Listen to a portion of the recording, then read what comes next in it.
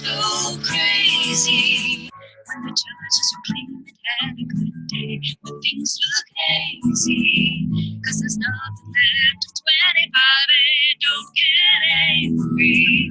Get mad today, I'm gonna help you through it all, cause you, my friends, are beautiful. We're gonna get you through it all.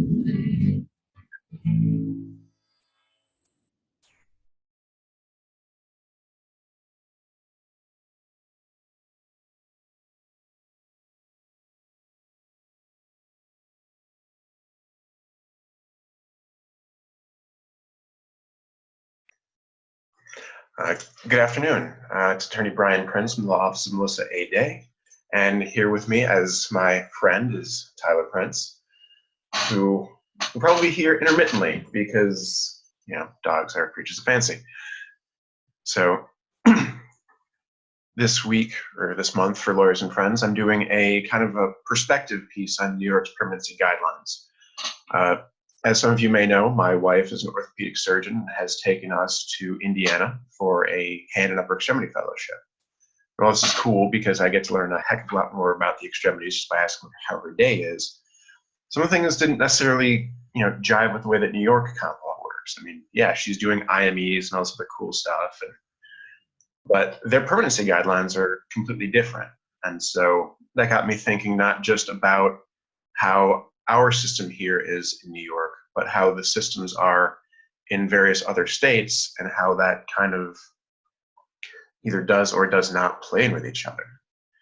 Considering, I remember Melissa sharing something a couple months ago indicating that New York is the most expensive state for workers' compensation. Some 3% of every payroll dollar goes to pay workers' compensation costs. And I think that some of that might have to do with the way that our permanency guidelines are written.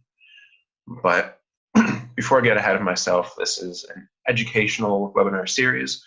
Don't worry, nothing in here will really be construed as legal advice, considering it's a more abstract thought piece, and so it'll be less kind of case examples than you're used to. But again, if you have any questions or would like to follow up with us, please do. So first, a little history on the permanency issues. In 1986, New York State convened a temporary state commission on workers' compensation and disability benefits with an eye towards making recommendations to establishing a uniform set of medical guidelines. The idea was that if you can create more statewide uniformity, then you'd get more consistent results in terms of classification, schedule loss of use, stuff like that. And it took them 10 years to produce the 1996 guidelines. That schedule loss of use methodology was still used up until they were replaced by the 2018 guidelines. And they gave some classification criteria. They were good, they weren't great.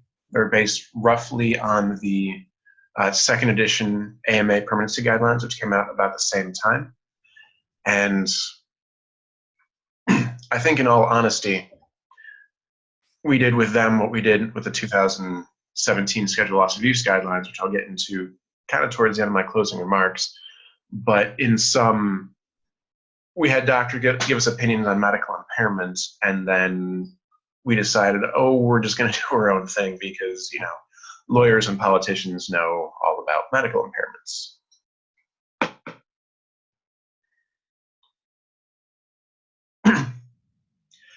So, sensing there was a problem with the system, social change, etc., we had the 2007 reform legislation. And with that came the concept of loss of wage earning capacity. And so, as you all know, loss of wage earning capacity takes the medical impairment, ties in with it the claimant's physical limitations, ties in with it vocational factors, and gives you a number. In 2010, the Workers' Compensation Reform Task Force recommended guidelines for evaluating medical impairment for non-scheduled PPDs. The specific language in the 2012 guidelines notes like I said, medical evidence includes the nature and degree of work-related permanent physical and or mental impairment and the impact on the claimant's functional abilities. The problem is the entire goal and the scope of this task force was to go and make it easier and more accurate, more fair to determine essentially the claimant's medical impairment based on their physical limitations. And I think we can all agree that that didn't really happen. And we're going to delve into that in a bit. But I mean, the current system as we know it isn't great. I mean, shorter schedules are still too high, and anyone who's ever had a case with Dr. Grant knows that, okay, he's going to throw in for loss of, a deduction and extension. So a deduction is essentially taking your, pardon my standing, but it's when you take your arm and you move it across your body to the opposite side. How often do any of us do that in our daily work activities? Virtually nobody. And for posterior extension, I'm not going to repeat Megan's faux pas regarding demonstrating flexion of the shoulder, moving the arm up the body. For posterior extension, bring your arm back like that, which again is something that isn't done in an occupational setting, and yet we still insist on compensating people for it. As well as the loss of weight and incapacity analysis, as we mentioned, doesn't have firm medical impairment values. The best it'll kick us out is that alphabet soup, 4G, you sunk my battleship. I mean, that tells us virtually nothing about the claimant's actual impairments. One of my biggest pet peeves, which also actually can tend to save you in some certain schedule loss of use cases when you're staring down the gun of having to pay out a six-figure schedule for someone who's had relatively low lost time, is that per table 11.1, the non-surgically treated spine conditions,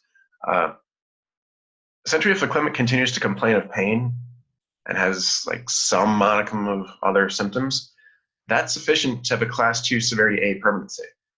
So that, in all honesty, it's not actually that different from a mild classification in 1996 guidelines, but it really doesn't take much to get a very low threshold level of permanency. So that's kind of both a pro and a con, because you can have people who essentially, I'm not going to say lie because that'd be fraud and I can't prove that. But if all it takes is someone saying, I have pain, to get a classification versus your condition resolved, then that doesn't seem like a good system, at least to me. One of the other big pet peeves I've had, I've noticed it more recently over the past weeks, is with class 4 on all the surgical tables, on the spine tables in chapter 11. Notes that there's adjustments for multiple nerve roots or root avulsion, but that's never defined in the guidelines. And believe me, I looked, there's no case law on it. And I have a particular example of this later on, because what that means is under table 11.4, it's 11.6, when there are multiple spine levels that are involved, you'll see doctors, particularly claimants doctors, saying, oh, L4 is involved, and they're complaining of some weakness, points. L5, some more weakness, points. And those things, they're subjectively measured. Weakness against weakness and muscle strength, it's on a 5-point scale, with 5 being able to have good strength against resistance. 3 is only really able to move the limb against the force of gravity. And 4 is just, okay, you can give some amount of, force against the resistance the doctor put up, but you can't necessarily push their arm back. And there's no way to tell whether that is the claimant's, full effort, whether it's the amount of effort they feel it giving at the time. And so, we're still left with a system that has a fair number of potential issues. And the worst part is no one seems to care. Uh, but what do other states do? Well, I did some digging, and 16 states have state-specific permanency guidelines. So like New York, they've gone out and they've drawn up what they think should be done for people with permanent physical impairments. But the AMA guidelines, at least in some form, have been incorporated by most of the other states. I think there's 2 that for some reason just don't have permanency guidelines. But so 16 states, our federal government, and I think a couple other foreign governments have adopted the AMA 6th edition guidelines as the guidelines for permanency. 10 states still have clung to the 5th edition of those guidelines, and then kind of the rest on down. But so what's different there than what we have here? Because when it all comes down to it, it's not just, New York doesn't exist in a vacuum. And, there are certain potential conflict of laws cases that are, I'd say the more common probably in truck drivers than anything else, where, they have connections to multiple states in terms of where the injury can be brought. I mean, I know New York State is very, broad, and they try to reach as many people as they can. But, there's nothing to prevent a long-term truck driver that, twisted his knee in New York from still bringing that case in Kansas.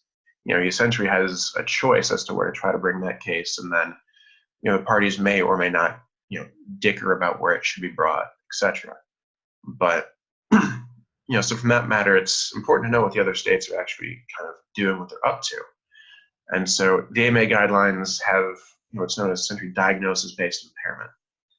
So, going back to that spine injury. Diagnosis-based impairment is kind of like a la carte permanency. So if you have something, chances are there's a table for that. Oh, you had a spine injury. There's a spine injury impairment table. You've got radiculopathy. There's a radiculopathy table. Altered gait table. And so, like neurogenic bladder, there's a neurogenic bladder table. And so unlike our system where it's, these little, try to lump everything all together. Oh, you've got a spine case. Let's see everything that we can about that spine. Make these really broad, stretching, reaching, kind of unwieldy system, as opposed to let's, actually take these things, let's address them individually, because, I don't know, logic. And again, as previously mentioned, the AMA guidelines were made by doctors, and so they kind of work and flow the way that doctors think, hopefully logical, as opposed to the state-specific guidelines, which then have to deal with all sorts of internal pressures, the carrier's bar, the claimant's bar, the individual prejudices and biases of the people who make up these committees, who end up ultimately approving these documents, whether or not the public has a huge backlash to it in terms of committees and hearings and stuff like that. So there are a lot of things that kind of go and factor into the state-specific guidelines that the AMA doesn't really have to deal with. They don't really concern themselves with it. They're just looking at, okay, what would the medical impairment be? And I'm not just saying, and I mean, you can clearly see which way I'm leaning in towards which I think is better. And that's not just because the max you can get for a physical impairment for a spinal injury for the lumbar spine is 30% of the whole person. But that is, pretty sensical, at least in my book. But the other thing that I really love about the AMA guidelines, which New York just simply doesn't do, is that there's a number of detailed tables. Everything in those guidelines is table-based. And I've got a couple snippets of that later on in here. But each of the tables, they tell you how to actually go and do your analysis. Each table will go and identify, okay, what's the most important factor of it. So if it could be range of motion or physical findings. It could be, in the case that I use for facial disfigurement, it's actually like how bad is the scarring, like what sorts of things does it physically entail. And they use those as the critical features in terms of determining essentially what severity ranking you have.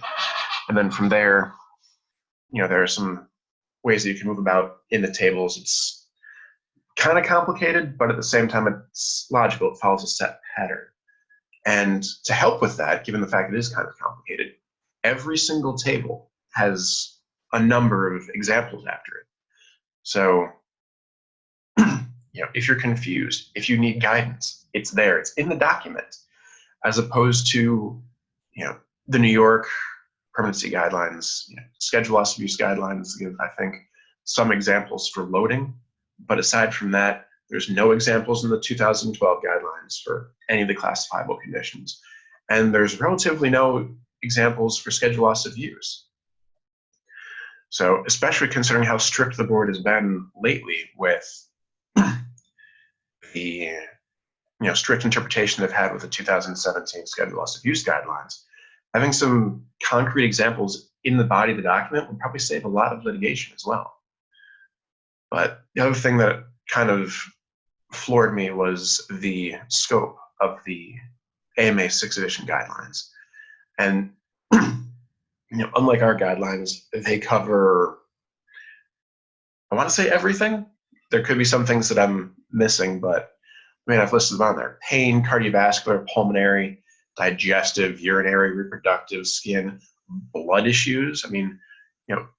If in New York State a nurse goes and gets pricked with a needle and gets AIDS, how would we do that? How would we go about assessing the permanency for it?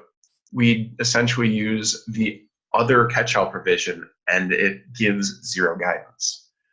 So each and every one of those header categories is broken down to various different diagnoses, and they all go and give, as I said, tables and examples of how to work through the permutations as to reaching the right opinion on permanency. And so it ends up being just a rather comprehensive process-based approach. So kind of going into a little bit more detail on each one of these categories. First is diagnosis-based impairment. And as I said, it's essentially a la carte. If you have a condition, there's a table for that. And so one of the hypothetical issues that I enjoy is this one. Take a 54-year-old male with a disc herniation that causes decreased sensation and nerve damage, causing essentially bladder issues. The muscles in the body are innervated through the nerves, which go up through the spine. And so if you have a disc herniation, if you have a damage to spinal injury, then you could legitimately have bladder, bowel weakness, incontinence issues as a result of back injury. Harkening back to the 1996 guidelines, which I printed out to use for today. Disturbance of bladder, bowel, and or sexual function was one of those things that under at least the old guidelines would be for really a marked approaching total disability for a spine injury, assuming they had other essential factors.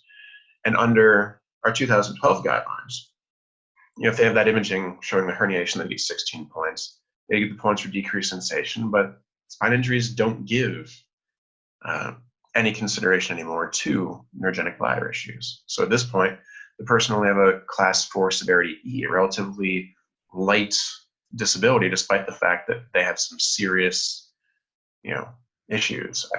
To pull a crass joke, whether or not they could actually return to work with that type of condition really depends. Using the AMA guidelines, as I said, they have the table for the spine injury and then the tables for neurogenic bladder. You take what the impairments would be for each of them and you add them together. One of the biggest criticisms of the 2012 guidelines for permanency is, okay, someone has a severity B for the neck and a severity F for the neck. How do those two interplay? How do they work together? I'm assuming a claimant would be more disabled for having both and just having the one, but how? That's one of the great questions with those guidelines. We don't really know. And the case law doesn't really tell us. The analysis for LWAC is just that kind of vague, amorphous thing. They don't pin it down to, okay, here's the medical impairment, here's how that kind of impacts the claimant's function, and so that, plus minus these vocational factors, here's what the LWEC should be. It's all kind of done on an ad hoc basis. I mean, I even saw some recent case law where the board's trying to say that they're actually trying to push the idea that an LWEC determination that was made in one case cannot be used as a basis for a decision in another case, which completely ignores the idea of stare decisis, one of the foundations of our entire Western system of jurisprudence, given the fact that if you have two identical factual situations, they should be resolved identically, because that only makes sense. And how that kind of works back into this is the fact that if you can't use, or the board doesn't necessarily want you to use, prior cases to determine how future outcomes should be, then we have no guidance on how those impairments, classifiable impairments to multiple body parts, essentially stack. And at the same time, that's just with schedule, or with non-schedule and non-schedule. What happens if, as we see in so many cases, someone has a neck injury and they also have a shoulder injury? I mean, we'd say, yes, they have classification, and you'd look at the functional impairments to see what they can actually do, but they could have some fairly severe impairments for the shoulder that would all just kind of fall to the wayside. With the AMA diagnosis-based impairment, those two things would stack together. You'd get a percentage for the one, a percentage for the other, and you'd add them together in terms of your total body impairment.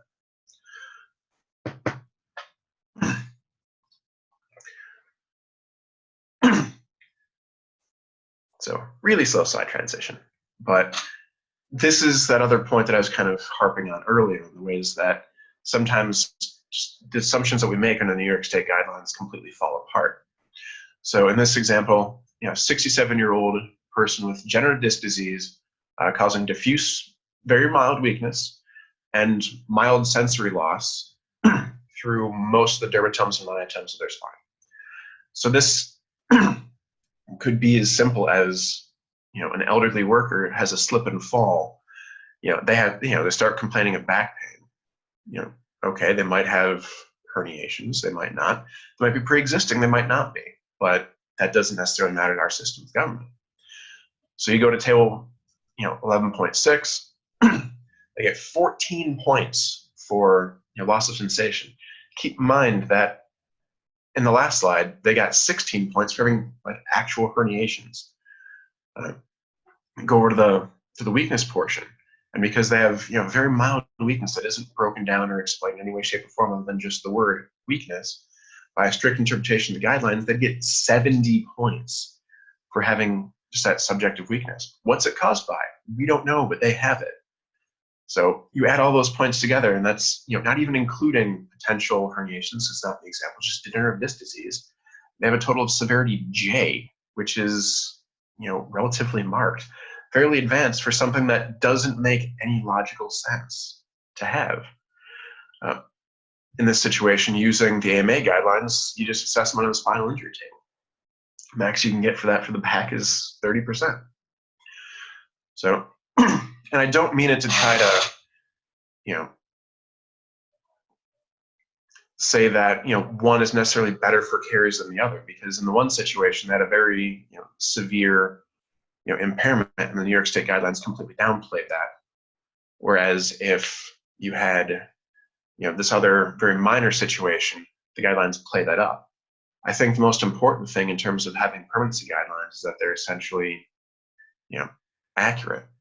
They go and they actually look into and represent what the actual impairments would be to the claimant's function that are causally related. Not this whole idea of that, oh, it's present now, it must be related. I mean, that concept completely seems to fall away in the 2017 Schedule Loss Abuse Guidelines, where there's a larger onus on taking and looking at the contralateral limb if it's not impaired, and using that as the claimant's baseline, saying, yeah, okay, almost a tacit acceptance of the fact that people don't come into these things, these workplace injuries, with having full anatomical range of motions all the time. There are issues, especially with your joints as you age, that they wear out. They degenerate. It's just the way that we're built. We're not made to run forever. And what's the spine besides a gigantic cacophony of joints? The facet joints and all the joints with all the various levels.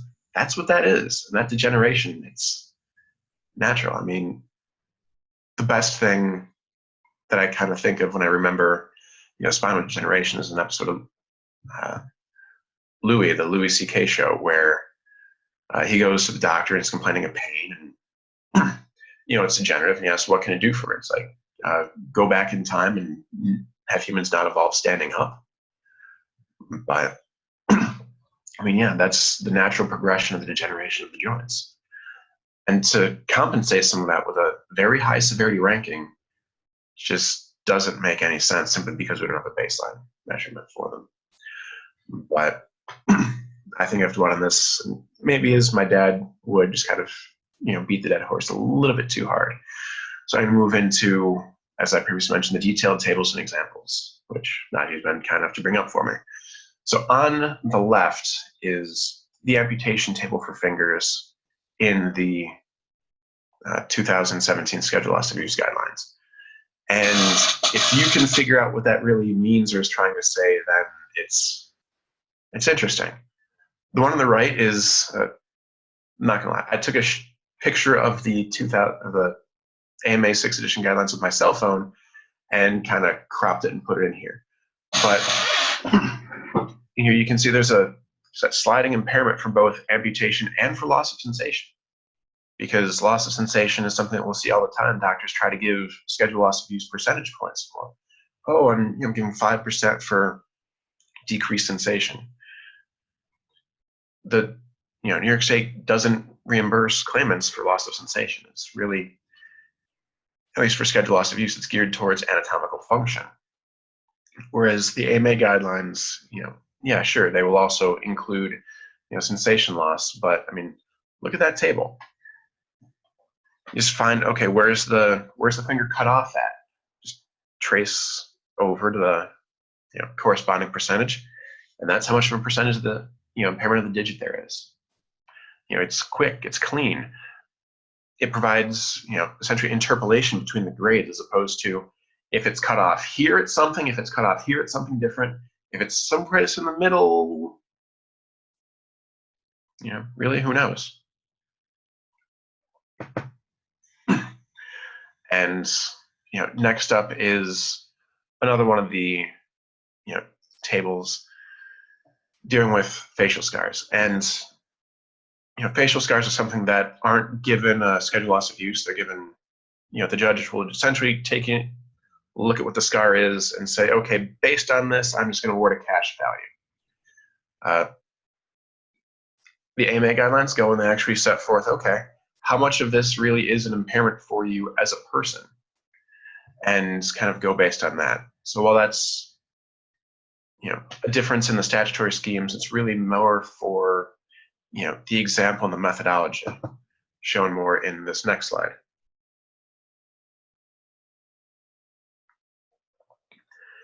And so this is just for, it's that top block of essentially the three that were on that prior page. And it's the history section, which that little sign indicates it's the primary deciding factor as to which class the person is put in. And so most of the facial scars that we see here in New York State workers' comp are just a basic cut to the skin and really relatively minor. But it's not necessarily the case. And the reason why this one stuck with me is because in the examples that were later, it actually gave, just to be honest, a really gruesome, interesting situation where a person got trampled by a horse, because there are people that are horse grooms and stuff in New York State. That's a legitimate job, and that could happen. And so when you start looking here in terms of the more severe classifications and the more the higher impairment ratings, in order to get that class 4, that most important, that highest level, which can still only be 45% of the impairment, you have to have massive or total distortion of normal facial anatomy with severe disfigurement. So, like the little cut you have to your cheek that got some stitches that didn't involve the bone in any way, shape, or form, that's going to be in that like 1 to 5% range, probably closer to the 1. Whereas, if someone's face literally just got stove in by a horse's hoof, fracturing the bones, orbital bones destroyed, yeah, they might get some additional compensation for loss of vision if they have it. But in terms of that facial scarring, that massive, damage and trauma to the face, the New York State would only give the max, I think it's $20,000, as opposed to, actually being compensated for that horribly, horribly disfiguring injury. And again, that just kind of sets forth, the dynamics of the AMA guidelines. It really runs the gamut in terms of, just that little minor fleck versus that horrible, traumatic, life-altering, disfigurement. And again, just generally on the concept of scope, everything that's not contained with a specific section in the 2012 Permanency Guidelines, as supplanted by the 2017 Schedule Loss of Use Guidelines for the extremities, is shoehorned into Chapter 17, which is, just basically other injuries or occupational diseases.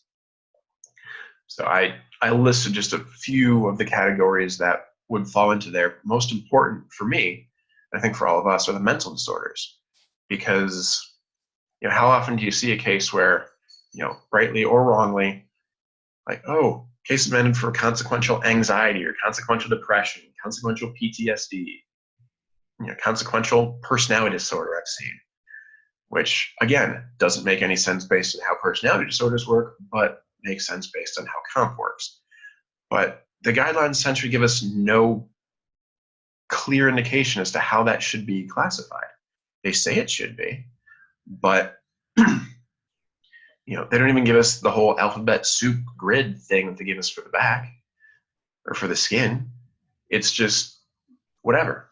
And so I've seen a number of IMEs that deal with those psychological issues that say, oh, moderate impairment, mild impairment. And that was essentially the entire reason they tried to implement the 2012 guidelines, to get away from stuff like that. Stuff that, I don't know, made sense, actually gives you a rough, degree of medical impairment. But the exact text of the section is that for system or body part that's not covered by another impairment guideline, physicians should document workers' relevant medical history, which sometimes they do, sometimes they don't, physical findings, which may or may not be important in terms of like your psych or endocrine, whatever, objective test results, good luck there, and the nature and severity of the permanent impairments. I mean, that's essentially what they were trying to avoid in the first place. The tell us what you think, tell us what you feel. I mean, so in some regards, this section is even a backsliding to 1985, and the board noticed that, hey, we should try to actually go and get some guidance on here so we can get some consistent results across the board. And what the board's done, which I don't think anyone really thought about at the time or really cared about, was the fact that they've completely backslid in that regard.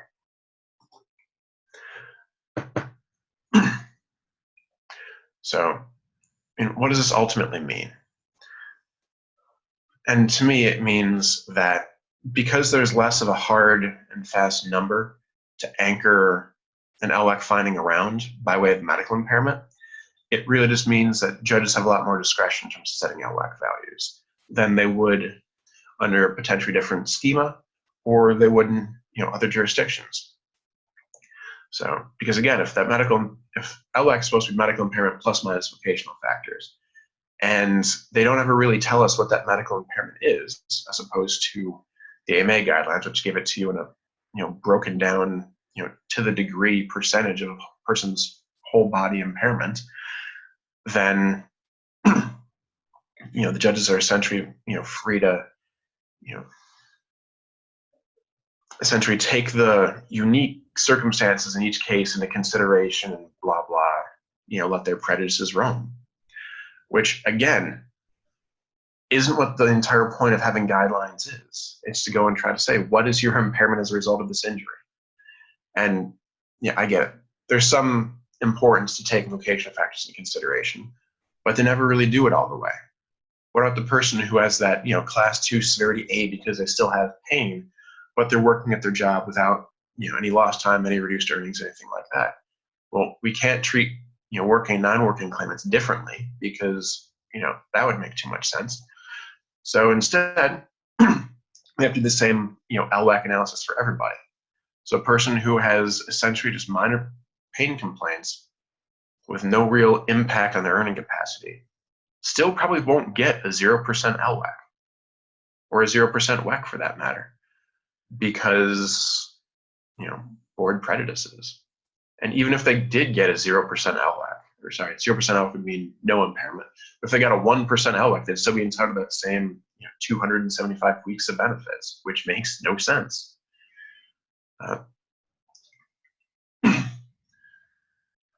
And I think realistically what happened with this is that too many cooks spoiled the pot.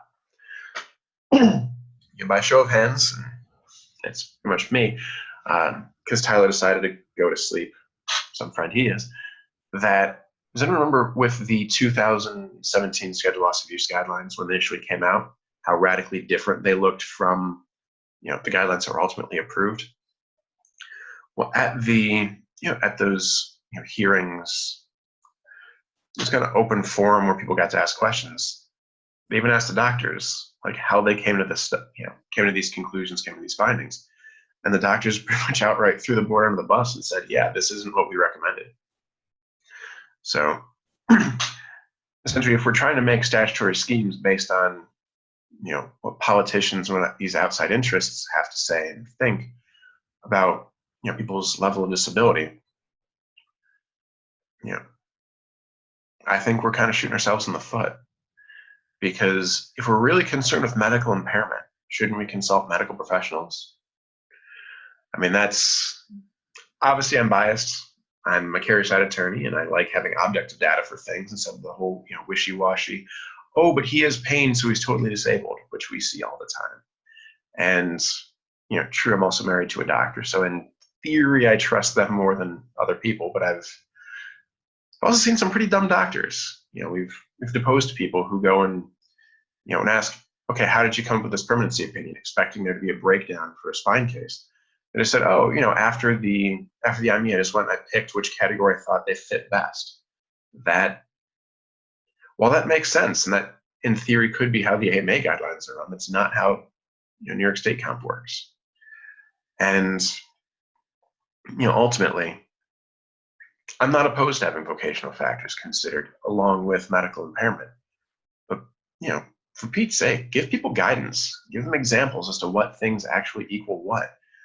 The whole alphabet soup system for, physical impairments, I think, we can all agree makes no sense. It gives absolutely no guidance on how those things stack together.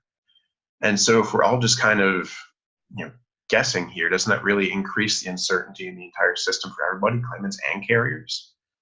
I mean, you could have people, with that first example, very serious medical impairments that get completely marginalized by the system. And on the other hand, you could have completely, benign injuries superimposed on, rather benign pre-existing findings that have catastrophically huge medical impairments. And I think until we get a system that can actually base things off of the person's real physical impairments, then we're going to be left with that uncertainty. And one of the things that I meant to say earlier and completely and totally forgot, but it's now super glaring me now, is that with the 2010 commission trying to go and get those new guidelines out and get that clarification, all they were really really concerned about was the claimant's functional abilities, their ability to function and all that jazz. And the guidelines that were produced don't really have anything to do with that. Even the 1996 guidelines have some functional considerations in there. Most glaringly, ability to get on and off the examination table without assistance. That was one of the big ones. It was one of the questions that we'd always ask people on depositions. And not even something as simple as that. The claimant's actual functional abilities that are observed by the doctor at the permanency examination are considered in the 2012 guidelines. So, I guess to use the metaphor, the scales have fallen from my eyes and I can see. It still doesn't mean that I'm not going to have an uphill road trying to change politicians' minds, because good luck with that. But for anyone who does or might paw through a copy of the AMA guidelines, they also have a whole bunch of handy charts showing what what body systems are innervated through what nerves, what muscles, etc. And they actually gave a bunch of examples of activities of daily living that I've started to integrate into my deposition questions of claimants' doctors, because people bandy around the term ADLs. Oh, they have problems with their ADLs. Okay, what? Like, specifically what? And if you have a list of 20 different things that are considered activities of daily living from both the gross functioning and fine functioning standpoints, and you can ask the doctor specifically, and do you make any comment on this? Do you make any comment on that? Because I'm assuming if there's no documented impairment to it, it's got to be fine. And so at least from that standpoint, learning new things, seeing how other people do it, can have those fringe benefits beyond simply trying to change the system that you're in. Because the more that we, the more that we look, the more that we learn, the more that we discover, the more tools that we can potentially bring to bear in our own cases to help us kind of succeed over the less informed. So with that, I will kind of step off of my soapbox and open up to see if anyone has any questions.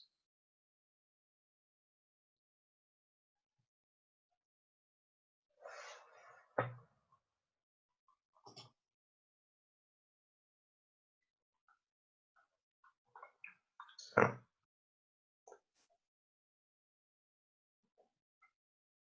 anyone at all?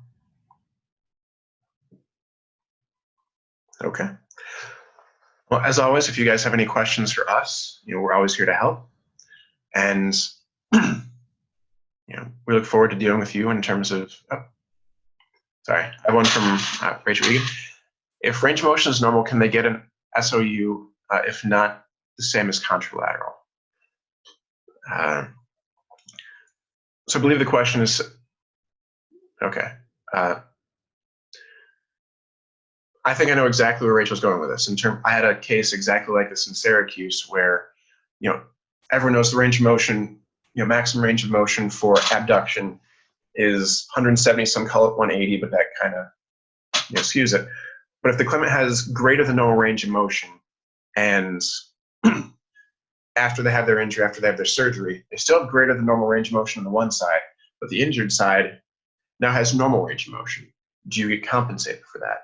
And the answer is no, because in the case law that we've seen and we've found, the board doesn't really care about the loss of hypermobility if they have normal range of motion findings compared to the standard.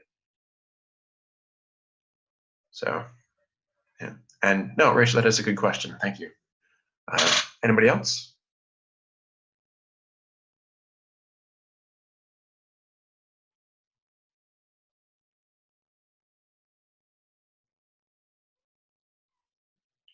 Okay, well, this has been Lawyers and Friends. I have been Brian Prince, and thank you for your time.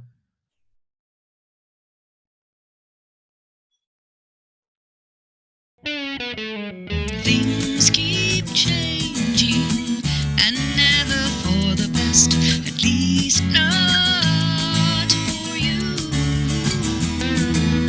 Rearranging rules that we cannot contest. What can you do?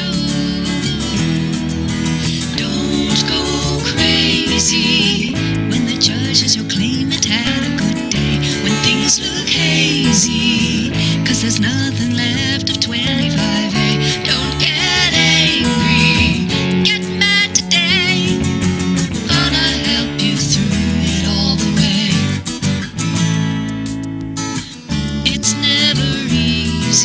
it's never fair. You can't find any reason anywhere. And if you're ever at your wit's end, we are here for you, our friends.